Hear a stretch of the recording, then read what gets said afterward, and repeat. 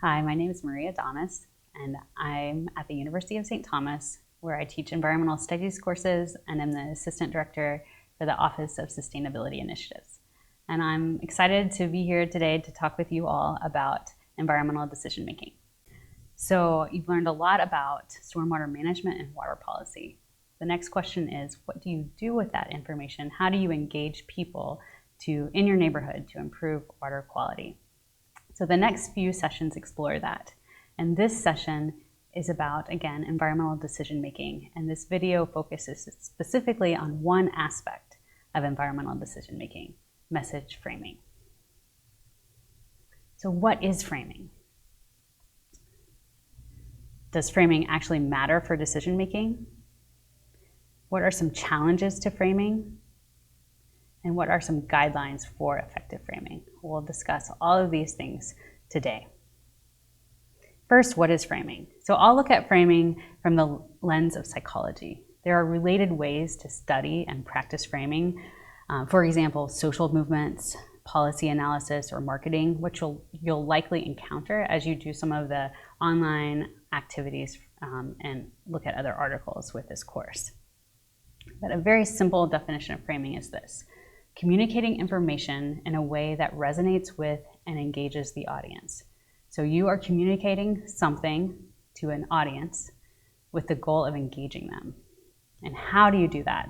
That's where the framing part comes in, by bringing certain information and ideas to the forefront. So you are going to emphasize with pictures or images or language, metaphors, certain ideas and information that you think will resonate with the audience. And again, why are you doing that? With the goal of eliciting a desired response from your target audience. So you want them to respond in a certain way. So your desired response, I think, will be action, which is the hardest to achieve. Raising awareness or influencing attitudes is much easier. It's really hard to get people to do something differently or to change a habit, even if they care about the issue. Message framing, though, is one tool that can help you do this. Your next course will give you more tools and tie them together through community-based social marketing. And this is one tool that you'll continue to build upon in the next sessions. So before we continue, the very good question is, does framing actually matter for decision making? And the simple answer is yes, it does. Framing the same facts differently can lead to different choices. So you're not communicating about different facts, you're not changing the facts, you're framing the same facts in a different way to resonate with your audience in a way that engages them to lead to different choices. So part of engaging people in environmental decision making, so as part of that, it's very important for you to think about how you're framing messages. Because again, your message framing can influence decision making. Framing environmental messages, though, presents some challenges. There are some common human responses to environmental issues based on their characteristics that you should be aware of when you're framing your messages. So when we talk about an environmental issue, it's generally happening because humans are doing something that's not very helpful. It's something we need to change. So we need to change something, but here are some of the common responses. It's far away, so it doesn't affect me. It's so large with so many different causes, I can't make a difference to solve it. My individual contribution to the problem is so small, it doesn't matter what I do. With the conclusion, so it's not my problem. So based on these characteristics of environmental issues, even if in our responses to them, even if a person cares about an environmental issue, they still may not do anything. So you need to overcome these responses. That's your job. And message framing can help you do that. Also, there are ways that environmental messages tend to be framed, which you should avoid. So I'll tell you what those ways are and explain why, again, you should avoid them. Environmental message frames often do these things. They often focus on problems, ask for sacrifice, describe general issues, leave out solutions. They talk a lot about problems, but don't often give you a solution or an action to take. And they sometimes, or I would say often, emphasize the undesirable behavior.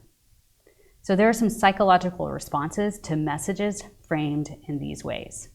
That is actually counter to achieving your desired response, your desired decision, which is to act.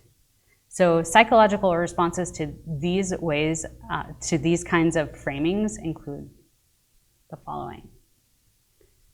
If you take a look at these, you can see that they are not related to action. And in fact, they're counter to encouraging, eliciting a decision to act.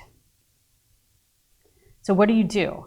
You want to avoid these responses, but how do you do that?